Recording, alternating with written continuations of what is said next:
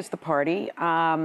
You know, and as I've been saying, you know, I think that the Republican Party maybe needs to reframe the question instead of thinking about what the Democrats need to do. Maybe think about why is a convicted felon so attracted to this country, or why are we so attracted, so many of us who are convicted felon, and Elon Musk, who said you will feel the working class temporary hardships, you know.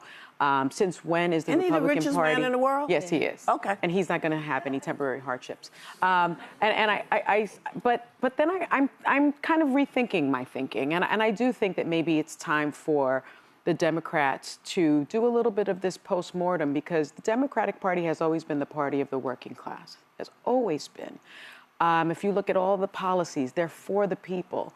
And I think even myself, as someone who grew up in abject poverty from the Bronx, my parents lived paycheck to paycheck.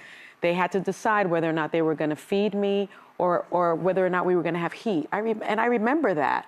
And I think I missed the boat in terms of realizing that there are so many Americans that still have that experience that I grew up with and that members of my family grew up with.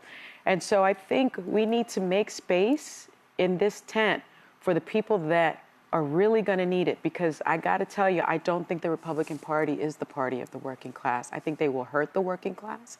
And so it is up to those of us who remember how that feels or who cares about that to reach out and say, come back, we can help you. And I intend myself, what little I can do, to try to do that more. Good.